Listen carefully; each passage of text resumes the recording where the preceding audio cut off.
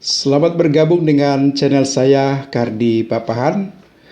Kali ini di dalam rubrik hukum tentang dugaan keterlibatan artis di dalam perkara Rafael Aluntri Sambodo.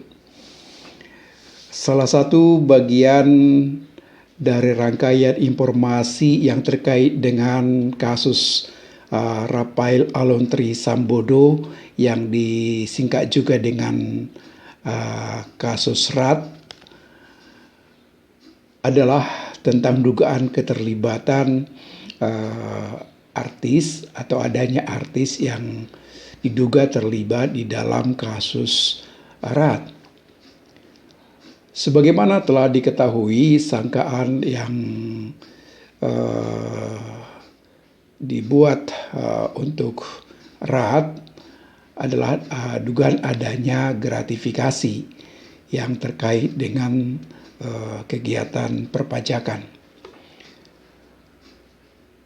Tentu kalau ditanya apakah kemungkinan keterkaitan antara artis dengan kasus RAT, ya memang secara terbuka, secara transparan, nanti kemungkinan bisa diketahui melalui ketika perkaranya sudah digelar di persidangan.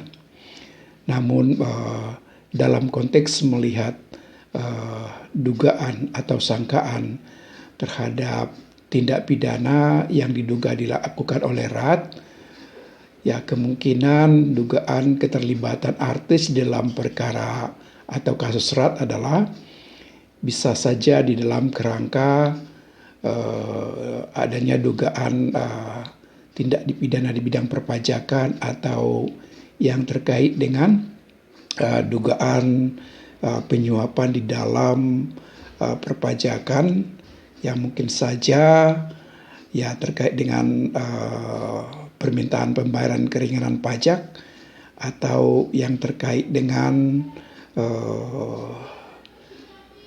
mendapat fasilitas restitusi baik dari sisi proporsi artis maupun dari usaha-usaha artis maupun dari sisi properti atau aset yang dimiliki oleh artis. Sedangkan pola atau tipologi kemungkinan yang lain adalah diduga yang terkait dengan aliran dana dari gratifikasi. Aliran dana dari gratifikasi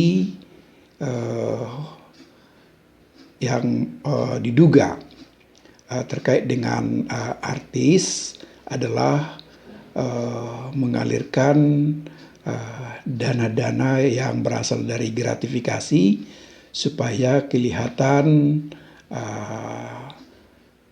terlepas dari asal-usul dana melalui tentunya berbagai transaksi baik yang terkait dengan transaksi keuangan maupun yang terkait dengan transaksi pembelian aset atau pembelian barang yang bernilai tinggi misalnya. Transaksi keuangan ya bisa saja dalam rangka pembelian saham atau penggunaan dana melalui transaksi keuangan dari artis yang diduga terlibat, dan juga tentunya yang terkait dengan pembelian barang-barang mewah, ya bisa dalam konteks mobil mewah, bisa dalam konteks misalkan properti mewah, baik properti residensial maupun properti komersial dan barang-barang mewah lainnya. Terkait dengan tindak pidana yang dihubungkan dengan dugaan keterlibatan artis di dalam kasus RAT, cenderung adalah kepada tindak pidana atau dugaan tindak pidana secara pasif. sebagaimana yang telah diketahui di dalam Undang-Undang Nomor 8 2010 bisa dikelompokkan. Di sana ada dua pengkategorian tindak pidana pencucian uang, yaitu dugaan tindak pidana pencucian secara aktif dan dugaan tindak pidana pencucian uang secara pasif. Dugaan tindak pidana pencucian uang secara aktif ya diatur atau sebagaimana diatur di dalam pasal 3 dan pasal 4 Undang-Undang Nomor 8 2010. Sedangkan dugaan tindak pidana secara pasif diatur di dalam pasal 5 Undang-Undang Nomor 8 2010. Untuk pendapat gambaran ketentuan tentang pasal 5 Undang-Undang Nomor 8 2010, mari kita baca ketentuannya sebagaimana diatur di dalam pasal 5 ayat 1 Undang-Undang Nomor 8 2010.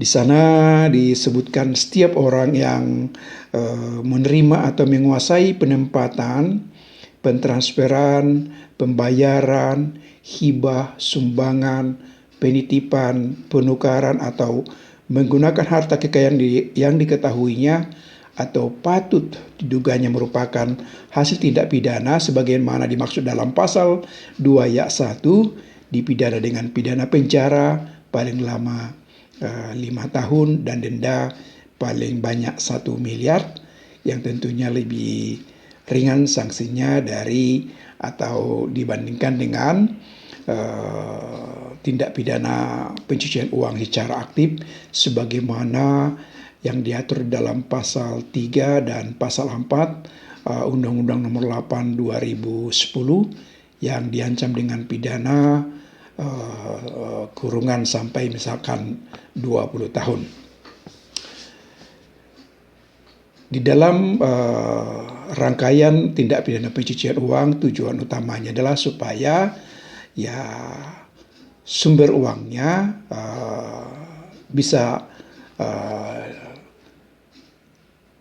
hilang pada transaksi-transaksi keuangan, karena transaksi pencucian uang itu adalah batasannya adalah transaksi keuangan atau transaksi pembelian aset atau transaksi pembelian jasa yang sumber uangnya adalah dari kejahatan. Jadi ada predikat crime-nya.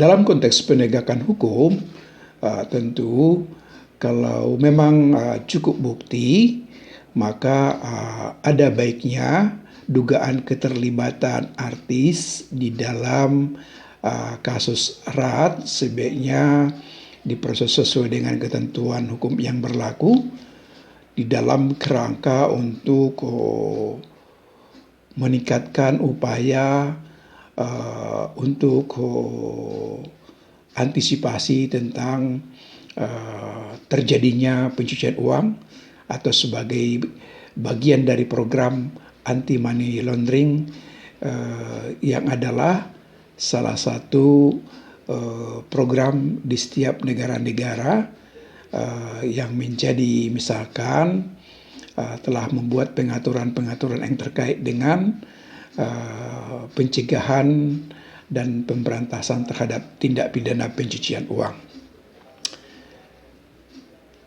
Sekian, terima kasih.